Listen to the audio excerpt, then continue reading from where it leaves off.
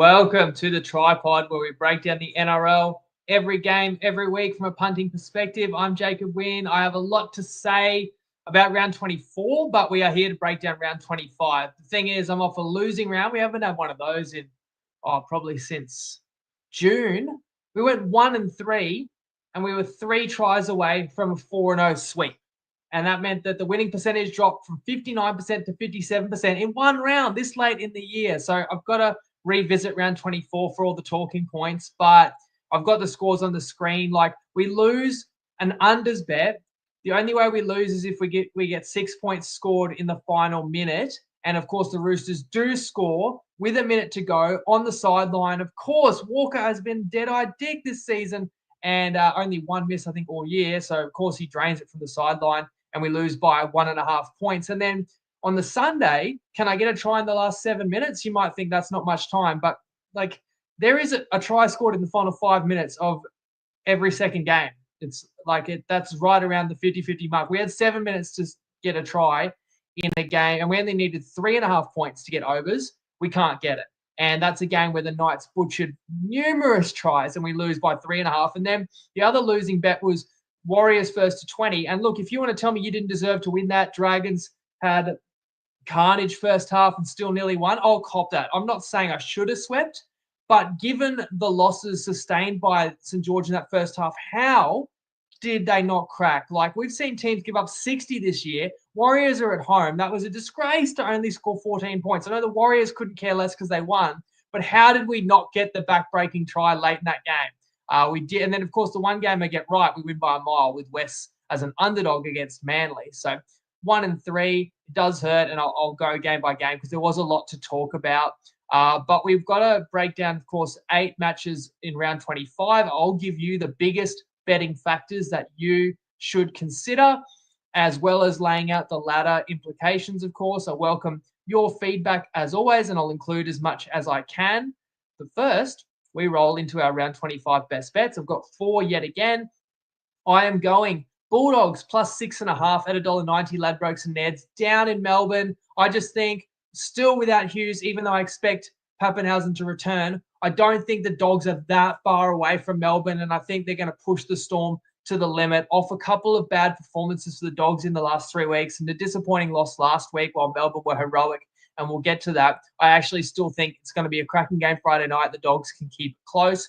On Saturday, I am playing my Finns plus 1.5 at $1.90 on Dabble. So that's a slight underdog they are against Manly. I just think Manly, I don't want to say Manly's a dead team because I know it's DCE's 350th and Manly could get a revival here. But I do think with a couple of reinforcements back on deck, Garrick's out for Manly, I think it's do or die for the Dolphins. And I've got the confidence there's enough class there to get in and win that one. And maybe Manly still won't show a lot of heart. Like, it's not a guarantee because it's a milestone game that Manly's going to win. I can see how that could occur, but I'm willing to take the Dolphins. I don't believe there should be an underdog there. Then I'm going to lay 3.5 with New Zealand against the Gold Coast at $1.90 sports bet and Dabble. I think it's a revenge spot. New Zealand are still running 4th and will remain in 4th as long as they keep winning. They can control their own destiny to potentially be a favourite throughout the rest of the regular season. 3 big ins for the Warriors as well. And if you saw the Titans play last week, like, they're a side that lacks a lot of ticker. So I'll lay a small number there for a revenge spot for New Zealand. And it's somewhat of a home game if you've ever seen the Warriors and how they're playing on the Gold Coast and how many of the Kiwis get out in force and support their team on the Goldie. And on Sunday, I'm going to go Tigers team total tries over 4.5. So Tigers to score 5 or more tries against the Cowboys, and that's $1.90 on Ladbrokes and Neds. It's 2 teams essentially playing just for fun at this point in the year, though the Tigers still have some slim hopes of making the 8. So maybe there's more motivation for West. That's okay. I want to play their team total overs. The Cowboys can only keep up with you if they're scoring. I like the mix for the Tigers. I like that they're riding momentum and have got some gun players in good form in key positions. So that's the way I'm going to take that one, especially with West at home in an afternoon game. We've got plenty of sharpshooter tips in the chamber this week, and they're all on like different games to what I've picked as well. So we've got nearly a bet on just about every game this round. But I do want to do a rapid round 24 reaction. As someone says, so many tries gone begging in Knights Cowboys. Oh, I'll get to that one, mate. Unreal. But yeah, do you guys appreciate me quickly revisiting the previous round? I know it was better when it was like I came in fresh on a Sunday night. But the thing is, I still usually have one or two things to get off my chest. I've got to address the bets, whether they're good or bad.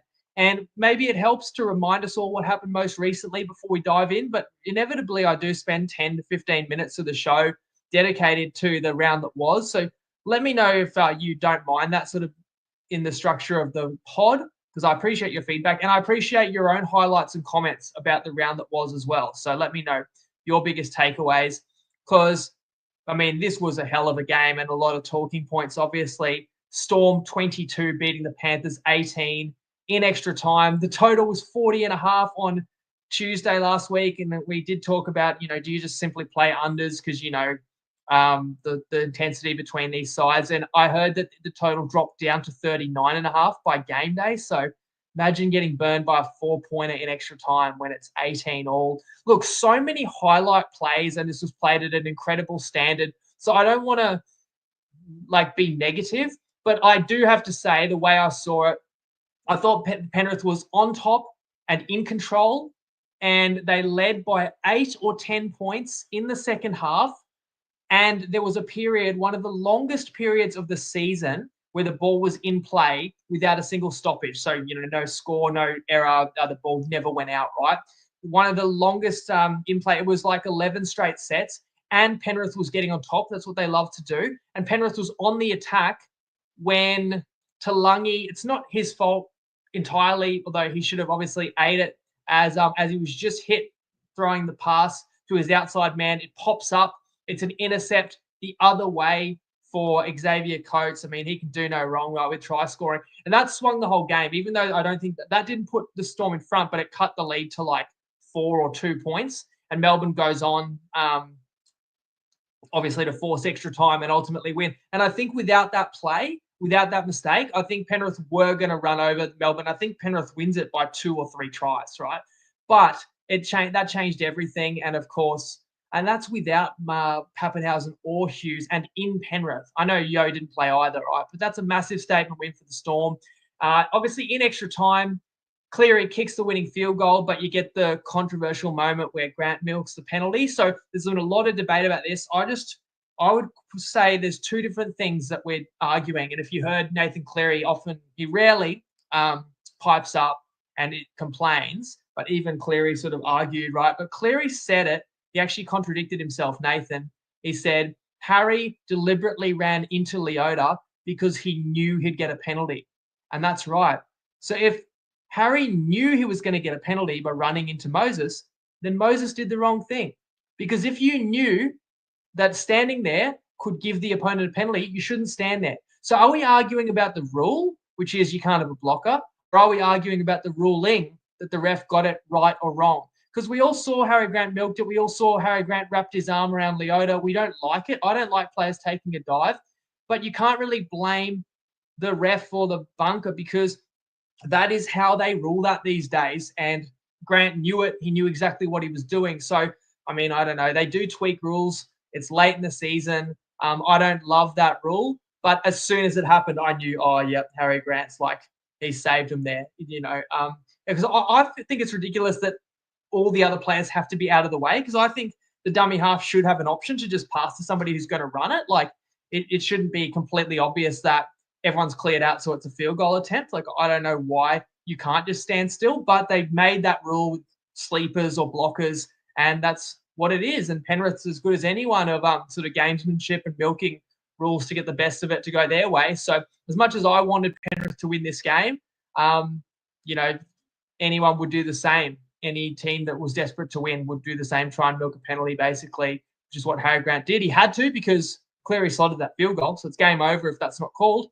And then Melbourne gets the opportunity, and, of course, all eyes are on Munster for a field goal, and Harry Grant then pulls their pants down. And there's some symmetry there. Grant's been on a tear pretty much ever since I tipped him as man of the match in Game 1 Origin, and he had a shocker. He's basically been unstoppable ever since.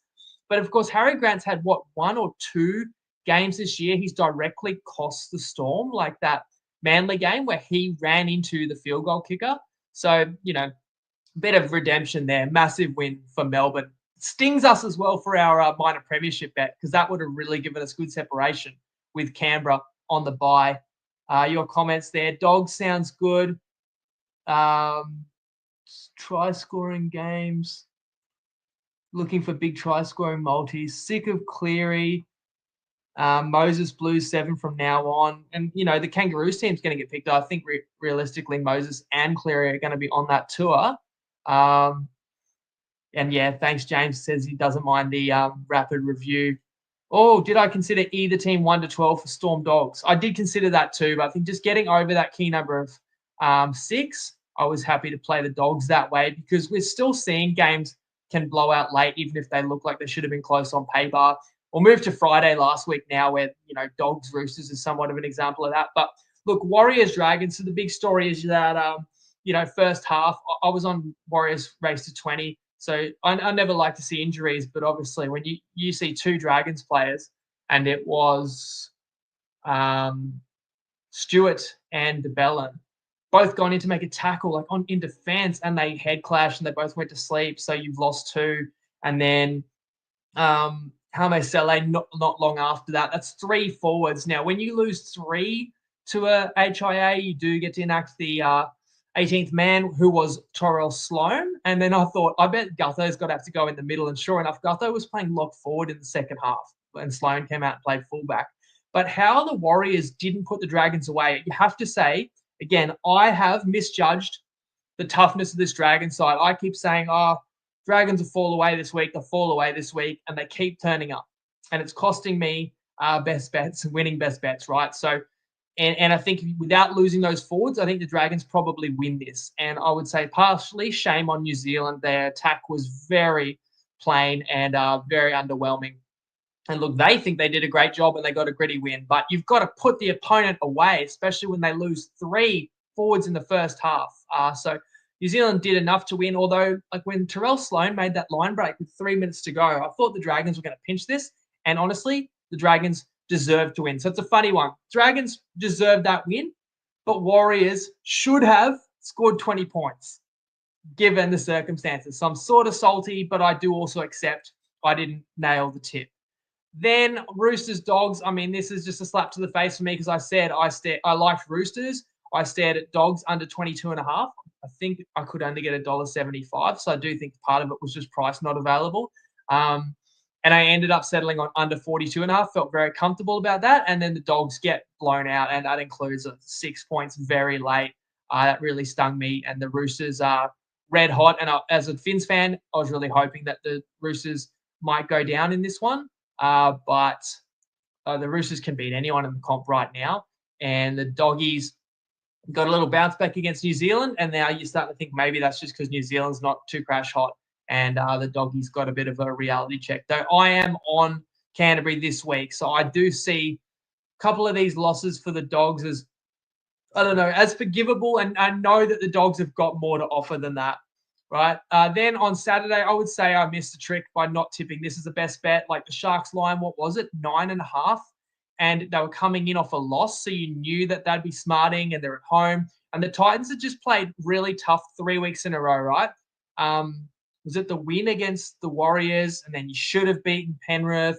And then you should have beaten Souths. And all those games went to the wire. So the exhale was coming. But I thought with Tino and Mo coming back in, while the Sharks lost Ramian and Nikora, I thought maybe, there's enough personnel and no pressure on the Titans to make a game of this, but the Titans were awful. The Titans, one of the early tries for the Titans is an intercept try.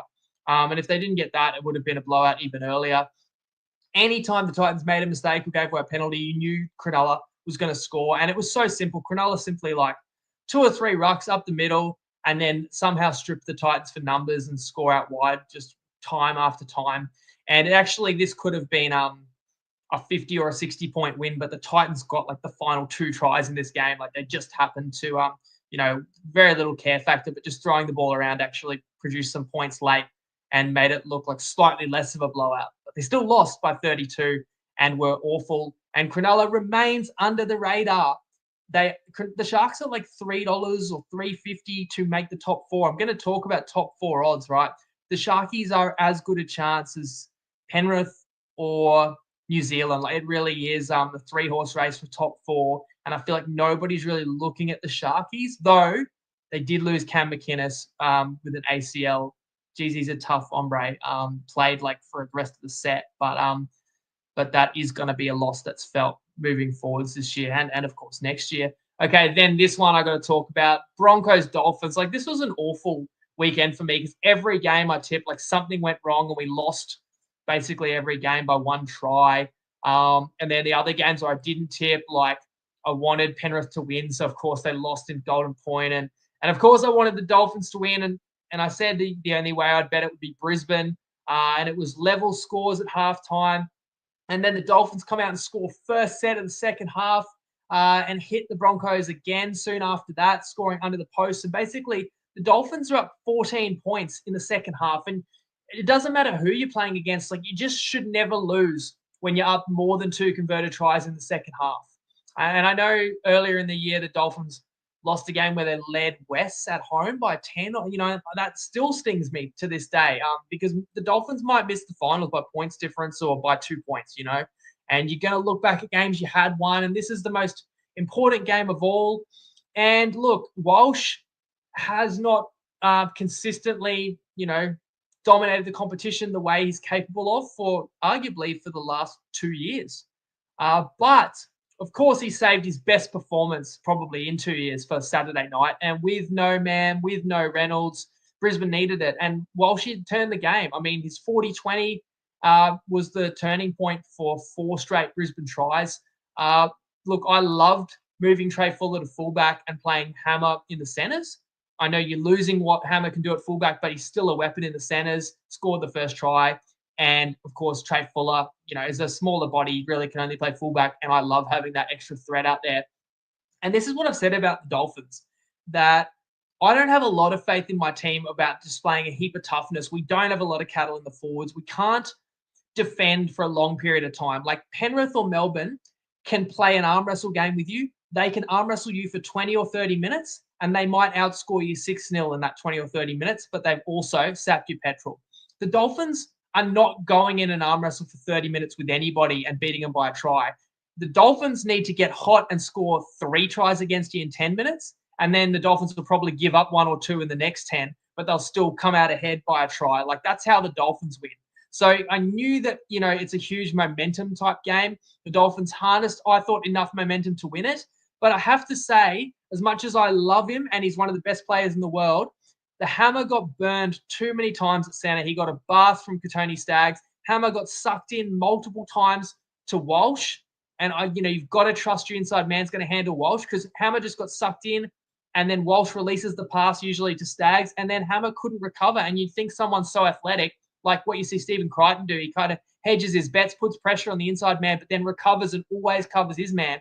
Well, Hammer had bad misses on Katoni, and that accounted for probably at least 3 Brisbane tries, or certainly clean line breaks that led to tries.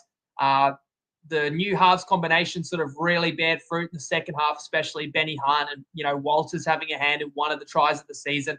Like, for a Brisbane perspective, it's an amazing comeback, and it gives you a lot of hope and life for the remaining month of the season and of course, into finals, and keeps Brisbane with a sniff of top 4, but certainly a good chance of finishing top 6. And that would mean playing at Suncorp, even if it's an eliminator. And as a Dolphins fan, I've got dreams of, getting to 7th, and maybe we get round 3, Brisbane Dolphins. But that really, really stung to blow that lead late, and Brisbane just caught fire right when I didn't want him to. Because Walsh, he's a bit rocks or diamonds. He's had some rough games this year, but of course, saved his very best when Brisbane really needed it as well.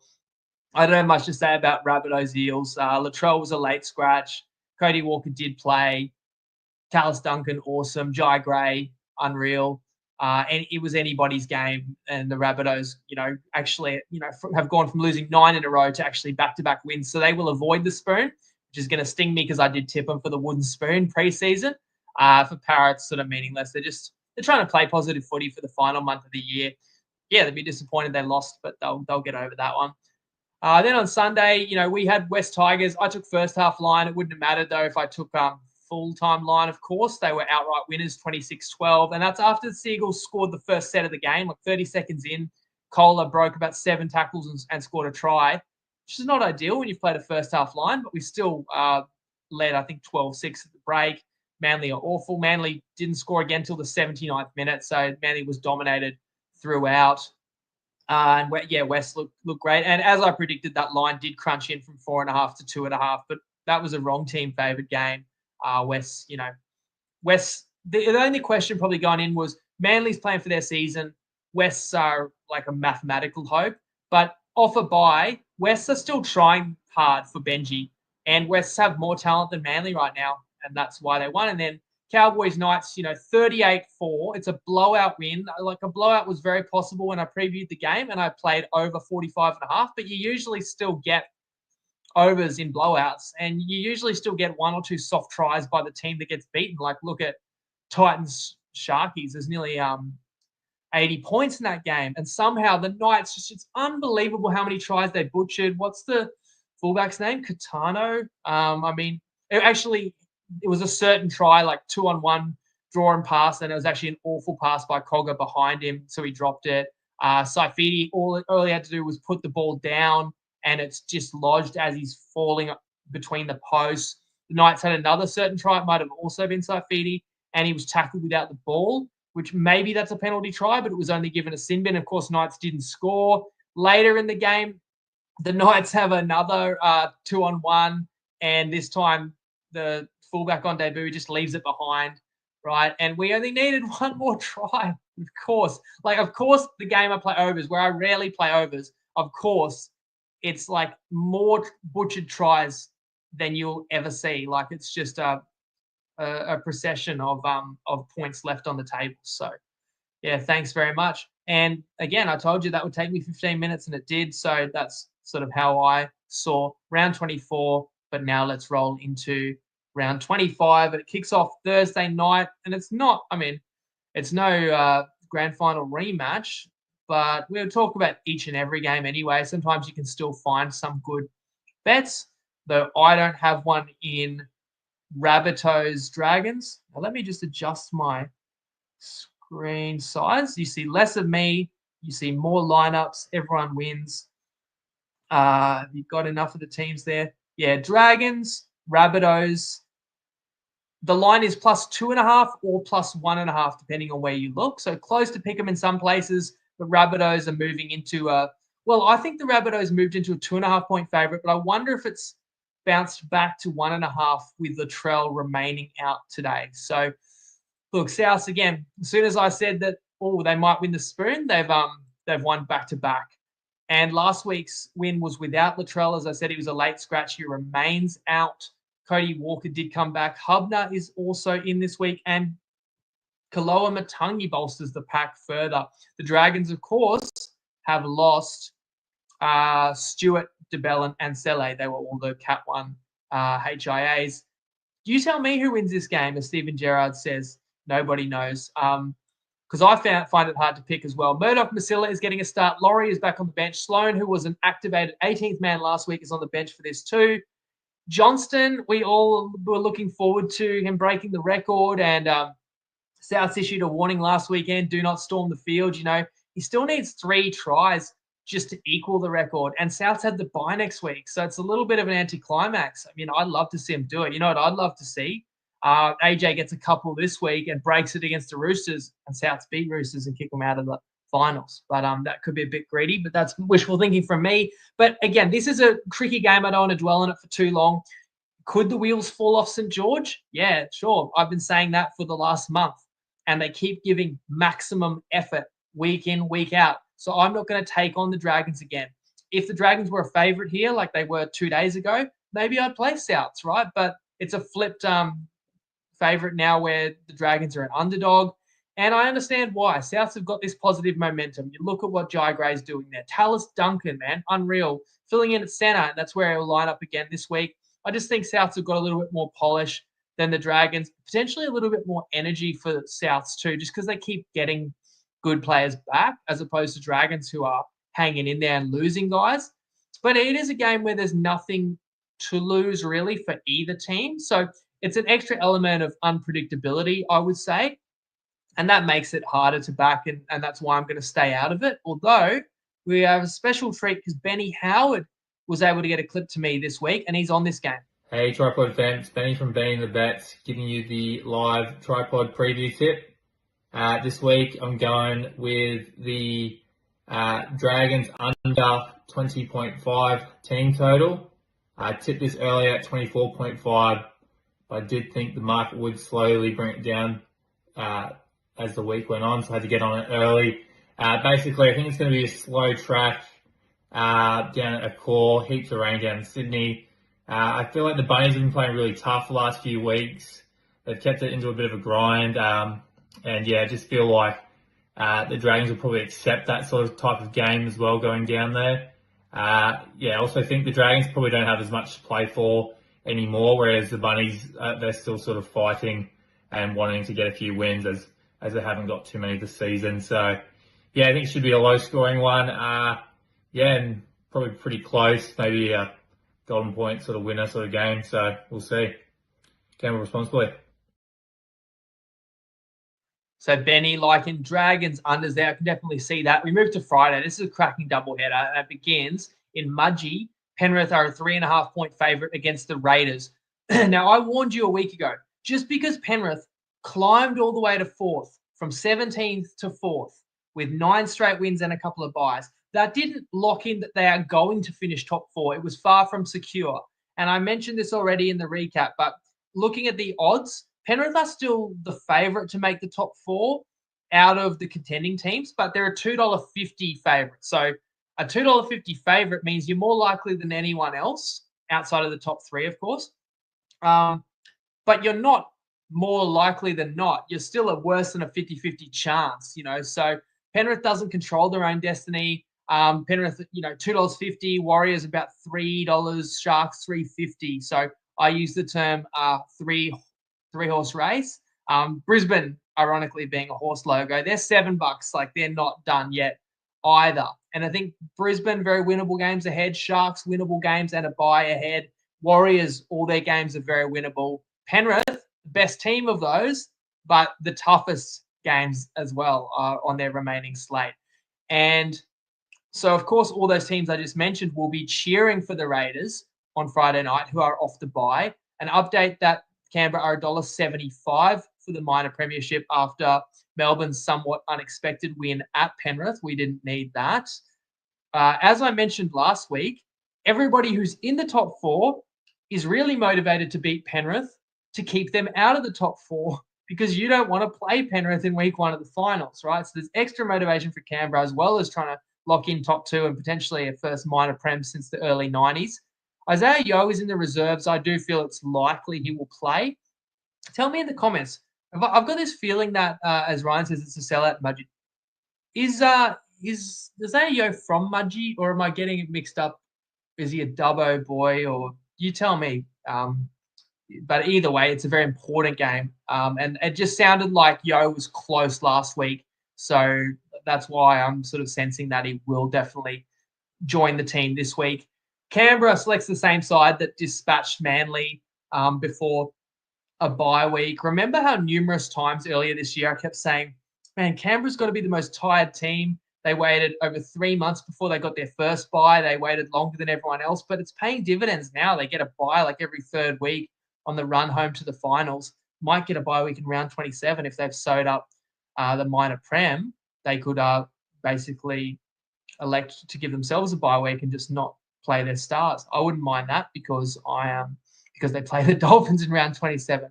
Ryan says Mitch Kenny's from Mudgee. Maybe that's who I mixed it up with. Sorry. Look, if I had to bet this game, I would play Canberra. But as you know, I'm not on for a best bet.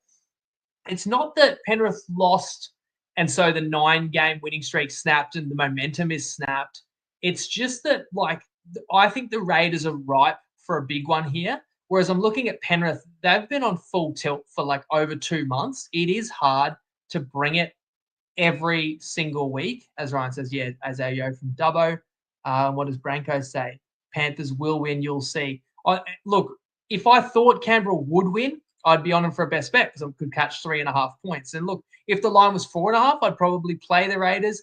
As it currently stands, I'm leaving it because what would happen is if you play Canberra today, then it'll be official that Yo's in, let's say tomorrow or the day after, and then the line could actually creep out to 4. So I'd probably wait if I was going to play Canberra because I think Yo's going to get in. And, you've got to be brave to go against Penrith. It's a must-win game for Penrith. If Penrith lose this, I think they will miss out on top 4. So it's like a finals game come early, which is a good test for Sticky's side. But if you think of this game as a finals game, we're all going to agree that the experience heavily favours the Cats. And that's why Penrith should be favourite and why I haven't bet into this one, though I cannot wait for it. And I said it before, this is one of the double headers of the year because that's your Friday 6 p.m. And then we roll into Melbourne at 8 p.m. for Storm Bulldogs. The line is 6.5 in about half the bookies, and others are at 5.5. And my best bet is plus 6.5, $1.90, Ladbrokes, Neds, and Dabble. So the Storm, of course, are off that overtime win in the grand final rematch. Munster started at fullback. Now, I did tip in the group that I heard Pezzett was going to get a good shot at 7. And I thought, well, in that case, maybe you move Wishy to fullback. But it was a bold call by Bellamy to put Munster back there. However, though Munster, as you will see, is named fullback again, Pappenhausen is in the reserves and he's just got to overcome a concussion and he's got the time to do it. So I dare say Pappenhausen's going to be your fullback.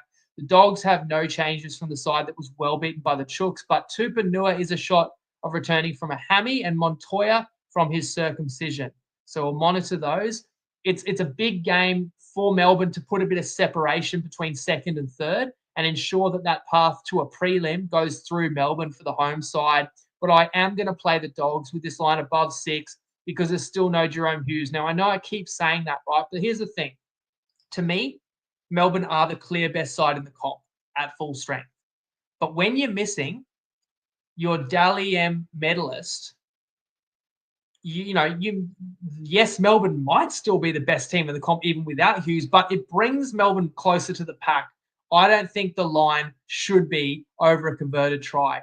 I know people will say, oh, Melbourne's got better forwards. I don't necessarily agree with that. When you look at Preston and Kickout, I think that's your best combination of second rowers in the competition. Yeah, Melbourne's got superior middles, but the Dogs can still hold up there. Of course, the hottest hooker in the world. Ryan saying Grant should be out. Did I miss that news? That seems pretty important. But do your research on that one, guys. Let me know if there's like any rumors going around that I haven't got wind of. I'm factoring in Grant playing. And I'm still playing the plus 6.5, right?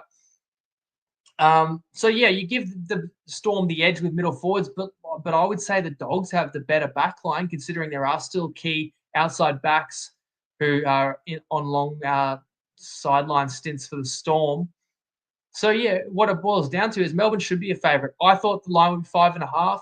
At 6.5 and 6 being a key number, I'm going to play it. This Dogs team's lost 2 of the last 3. I think that's put them on the nose with some people, but I think that means that they're primed to, play one of their strongest performances. Yes, it will be a great test for Galvin and Burton trying to break down Melbourne, but I really do think the boys from Belmore are going to make the Storm sweat the whole way. So 6.5, if I think it's going to be a cracking game, give me those points. Let's move to Saturday.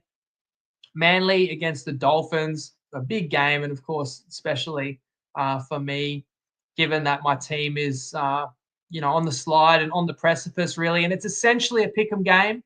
But I have played plus 1.5 at $1.90 on Dabble, so I've got that DCE fairy tale insurance.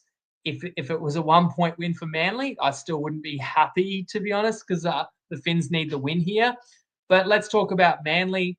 Since winning in Melbourne, how'd they do that again? A month ago, Manly won in Melbourne, and they've fallen off a cliff since then, right? Big loss to the Dogs. We were on for a best bet. Big loss to the Raiders. We were on for a best bet. Big loss to Roosters. We were on for best bet, right? And then Raiders the week after. And then they lost to the Tigers. You noticing a trend? We were on for a best bet. So I've been telling you guys all season, Manly's not that good. They won't be playing finals. I smelt that rat, right?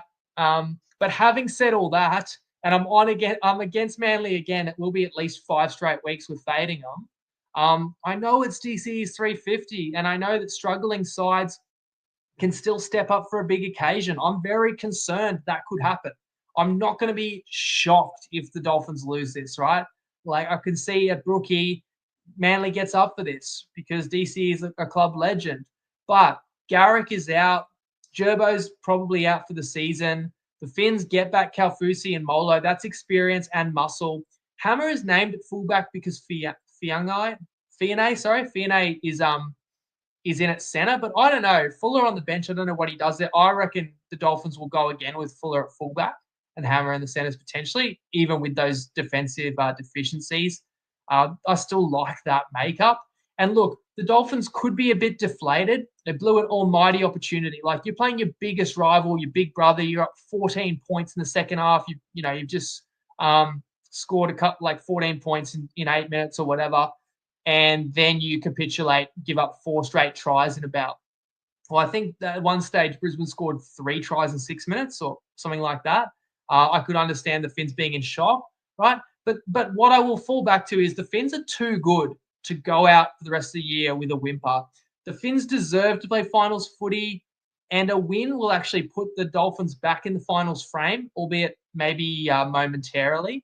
It's hard to catch the Roosters when the Roosters might be the form team of the comp, but the Dolphins know that there are a few things in the schedule that are going to be pretty handy. Like the Dolphins play the Titans next week. That's probably the best opponent if you could cherry pick one. And again, I'm probably jinxing and we'll probably lose to the Titans, right? But Dolphins play the Titans next week.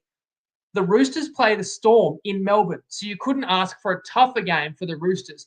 And there's something else that I'm very aware of in round 27, and I've sort of already touched on both of these circumstances, but I'll just lay it out again. Souths are going to be off a bye, and I think the Souths will set up that rivalry game against the Roosters as their own grand final. Like, Latrell should be back. Cody Walker's back now. I think Whiten might have served his suspension. And there's even talk that Cam Murray could play, which is kind of insane because he's missed the whole year. But imagine if he just came back for that game, right? So everyone thinks that the Roosters will definitely win round 27, but they might not necessarily. And then if you just on face value, you would say, well, the Dolphins won't beat the Raiders. But I think the Raiders are unlikely to send their stars up to Queensland for a Sunday game ahead of the finals, unless the Raiders really need that win. So there could be a serious swing of fortune in the Finns' favour in round 27. But the only way the Dolphins get themselves in that situation is to win the next 2 weeks. Okay, so that's what the Dolphins can control. Now, will Manly lift? Potentially, yes.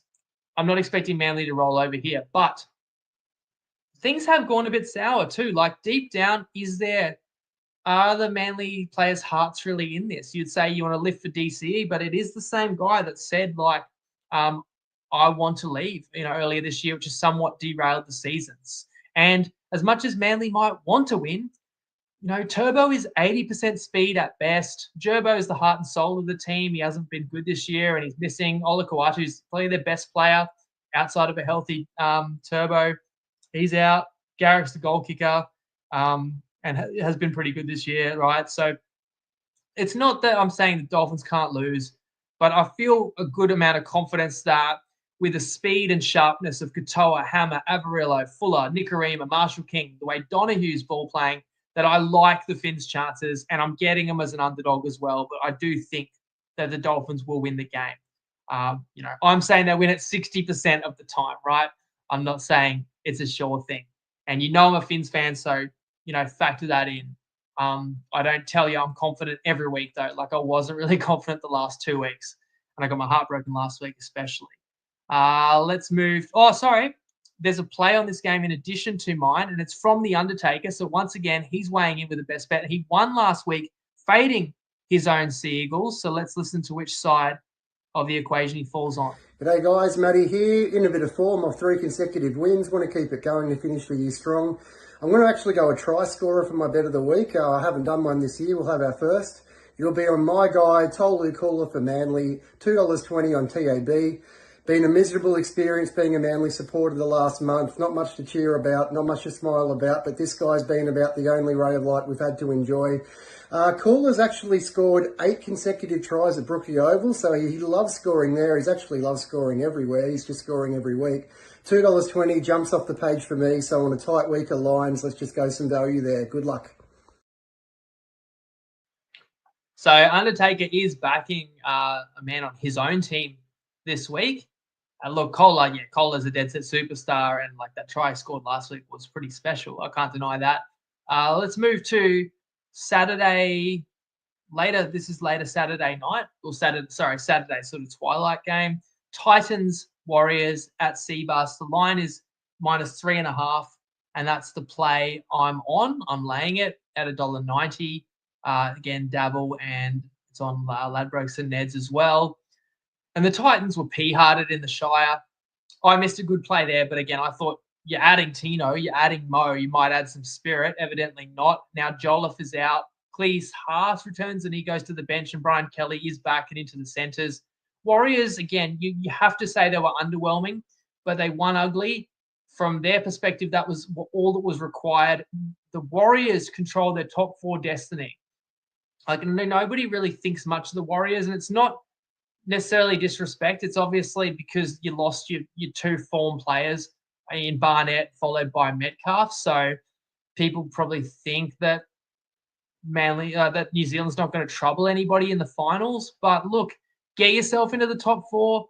Anything can happen. Even if you lose week 1, you're still hosting the eliminator in week 2 of the finals. And, generally would say New Zealand always have a chance when they play at home in a big game, even though they didn't play well enough last week to win my best bet. And 3 big inclusions as well, with Capewell, Tamari Martin, and Rocco Berry all returning. I got revenge for the Warriors, who lost at home to the Titans just a month ago. My only reservation is I'm betting against the Gold Coast, and they are the biggest self-saboteurs. Is a saboteur a word? I think so, rather than sabotages, right? But nobody shoots themselves in the foot as much as the Titans, right? Now that I'm going against the Gold Coast, watch them probably play flawless and play their best game of the year. But look, if I'm going to back a team and the season is on the line, then I know I should get best effort. And it's not totally an away game, because there will be more Warriors fans at Seabus than Titans. And I do think New Zealand's the tougher side. Like, if the game swings, inevitably it will, New Zealand can absorb some pressure and defend sustained attack. I don't really believe the Titans can do the same. I know New Zealand doesn't really have the firepower to blow anybody away unless Des's troops just totally fold. But I still think New Zealand's just going to keep coming all day and win it by at least a try. So I'm laying 3.5. Move to Saturday night. Eels, Roosters. Roosters are a 10.5 point favourite. It's a little setback for Para losing to Souths, but they're just playing for pride and improvement. Ayongi did come in and played fullback. Papali slotted in at 6, and that's how it remains this week.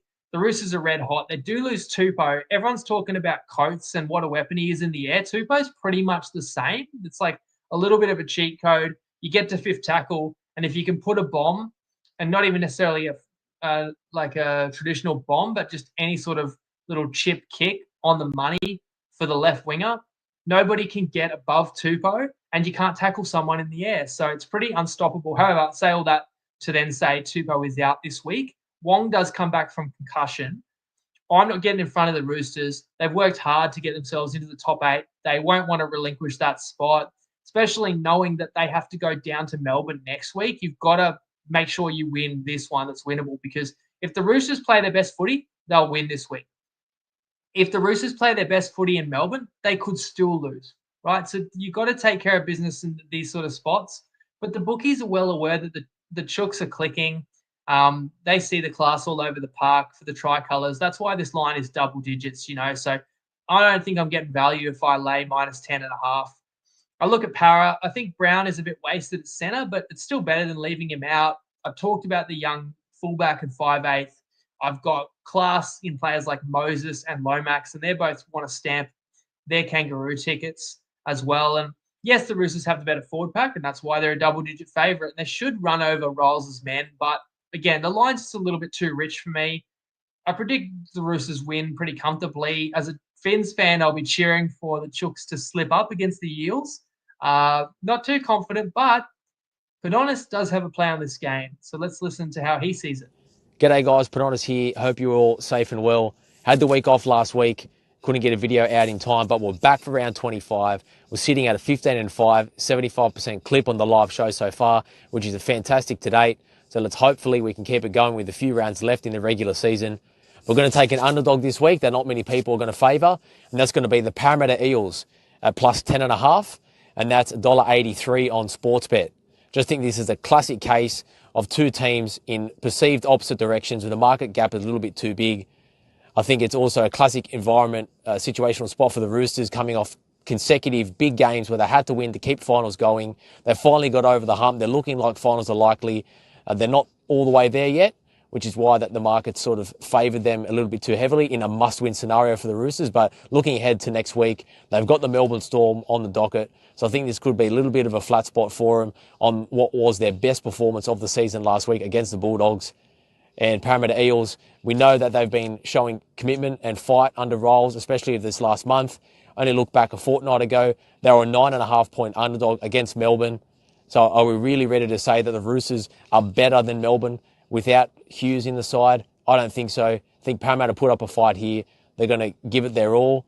And I do like some of their weapons. Daniel Tupou's out. They can counteract that aerial threat because he exploited it so brilliantly last Friday night. And I just think this game could go either way. I'm expecting the Roosters to win, but definitely do it tough. Won't have it all their own way like they did last Friday. But good luck and gamble responsibly. I like the case Padonis makes there. Interesting comparison to the Melbourne line. Only thing that jumped to my mind was it was bucketing rain when the Eels played Melbourne, so that that did suppress the line a little bit. But look, makes a fair argument for a team that's still fighting. That's the difference. I don't mind laying 10.5 with a strong team that's surging towards finals late in the year, but I like to look for the teams that might just be ready to give up, and that's a good segue to Sunday with the Knights playing Brisbane, and it's a 10.5-point line in this one as well. And I said this like a week or two ago. O'Brien in his press up, he talks about, this team has no quitting and we're not giving up. And this was after they lost the second half to Canberra 26-0. And the following week, they played at home to Penrith and got smashed by 30. And the following week, they played North Queensland and got beat by closer to 40. That's the team that hasn't given up, right? Brody Jones is out. Crossland starting at 9 in this one. Gajewski was injured for the Broncos. Jaden Hunt starts at second row. Vitano, I know it was his first ever game. I don't want to be too harsh and call him the try butcher. But if he could catch, if the Knights could execute a catch and pass, we win the best bet there. So yes, I am still a little bit salty. He remains at fullback and he's facing off against Walsh, who's off his best performance of the year, as I mentioned. And getting back to O'Brien, because I do listen to coaches and what they say in the conferences and try and glean something out of it. I missed a trick as well because O'Brien specifically said after the Panthers loss, we really need to show up for our supporters. We are very aware that, we've got, when we play at home next time, we need to be better. And then he goes, we do have an away game before that. But you almost sense that Newcastle, they know the season's lost, but they just want one more good home effort. And so that away game, in retrospect, and I thought the care factor could be low, and that's why I played overs. But clearly, in hindsight, I should have played Cowboys overs. So I am a little bit wary in this game that the Knights could actually play all in because they're in front of these fans that are the most loyal in the competition, right? They're long-suffering Knights fans. And maybe Newcastle will treat this a bit like their grand final. But on the other hand, it's what I would call a live team in Brisbane. Brisbane still believes they can make a prelim, make a grand final. They've got the team to get them into the finals, to get them top 6, can beat someone in eliminator, or still an outside shot of getting 4th. Reynolds and Mam aren't out for the season, so you add them back in. Right, there's belief for Brisbane. There's still some gun players in this team, but where's the belief coming from for Newcastle. And I'll tell you, I literally wrote down a best bet and then I deleted it. I second guessed myself and took it off, right? So the best bet I was going to play was simply Brisbane minus 9.5. It's $1.88 on Dabble. I think it's over 10 everywhere else. So I could have got a single digit line. And you guys know one of the greatest bets you can make is something I almost played and then I left alone. So you're welcome. I don't hold anything back. Even if I don't play something as a best bet, I tell you what I strongly considered. So you can, action as much information as I share each game as possible. So the reason I then decided to press delete is I do feel Brisbane's perhaps a bit too public. Everyone is off the Knights after last round or after the last couple of games. It's still a new halves combo for Brisbane. Like, yes, it did click second half last week. It doesn't mean that they're going to be all guns blazing this round. And I know like a 2-try win's not asking a lot, but it gets back to, do I want to be on the team that Jim and Joe are going to be backing with their Sunday same gamers? I'll leave it, even though I'll be surprised if Brisbane doesn't win against this soulless Knights squad. I am wary that the Knights will actually come out and fight really hard in this game, and Brisbane won't get it all their own way.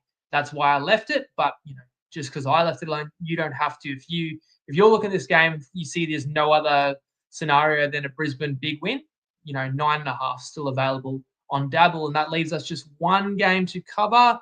It's nothing too special. Tigers, Cowboys, but I do have a best bet on this one. I played Cowboys over 4.5 team tries. West are mathematically still alive. They have come in off back-to-back wins, and they've no changes from their winning formula. The same 17, same for North Queensland. Not about being mathematically alive, but off a resounding win and no changes in the team list. So I do struggle with games where there's not a lot on the line because I try to visualize the contest somewhat. But if I'm not sure that both teams are really bang up for it, then that can just change the change the equation so much. So I've got a Cowboys team that did bring intensity down to Sydney a fortnight ago when they played the Eels. Will they do it again? It was a tight loss on that occasion.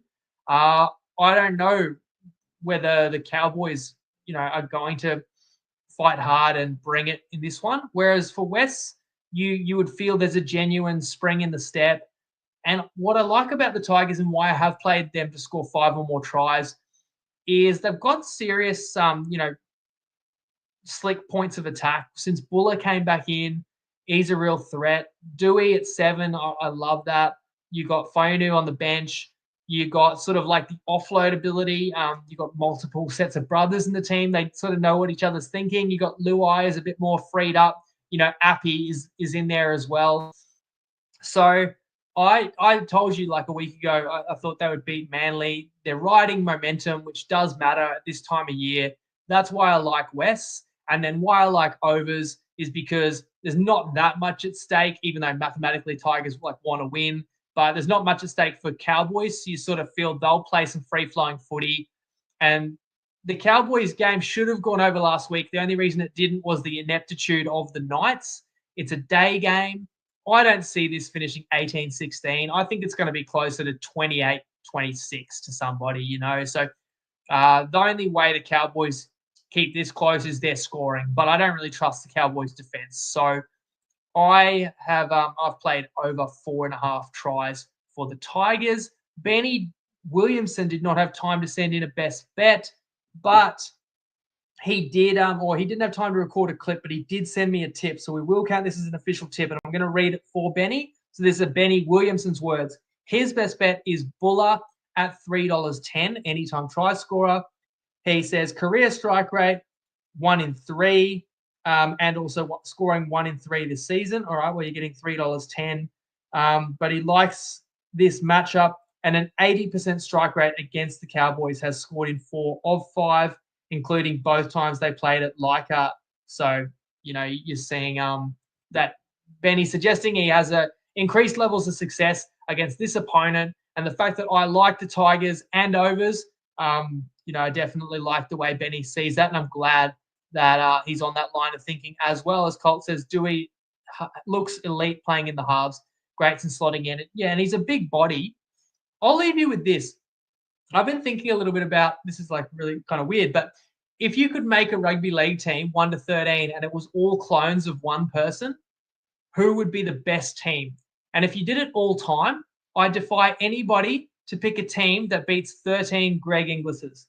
I think Greg Inglis, he could have been the best fullback, the best winger, the best center, the best 5'8" ever if he wanted to just dedicate his whole career to that. But you could put Inglis, like obviously edge forward, and you could put him in the props and he would hold his own. So he'd have the speed, the strength. I think Inglis would be, I guess he wouldn't be the great kicker, but I think 13 Inglis's beats anybody. Now, who else is in that argument? I'm thinking like Sonny Bill. A forward pack full of Sonny Bills, prime Sonny Bills would dominate, but does he have the speed? Like he could play center, wing, yes, fullback. I don't know, how would 13 Teddies go? Like, because you could sort of imagine Teddy being like an undersized prop, and obviously be such a handful. And the reason I just brought that up is because I reckon if you had 13 Adam Dewey's, that team would go hard because he actually can play like every position on the field, as we've seen. So you need someone that's like got that athleticism, but also the skill set. And that like Dewey's pretty fun to watch at the moment. So that's a little thought experiment. If you're a weirdo like me, you can have a think about that. Throw some other. See, someone else said Nathan Cleary's, but the problem with like he's so skillful and he could carve you up, but like, yeah, how are you going to go with like your back 3 of 3 Nathan Cleary's and your forward packs full of Nathan Cleary's? You know what I mean? Like you don't really have elite speed or size there. So that's why I feel like you've got to pick someone who's big, fast, but also has like some ball playing skills. So be keen to hear your suggestions on that one. Why don't I leave it there? 4 best bets, 4 different plays from the sharpshooters. Let's try and bounce back and go and get it in round 25. Thanks for tuning in as always, guys. Appreciate it. Continue the conversation in the comments and have a great week. I'll see you next Tuesday. Lego.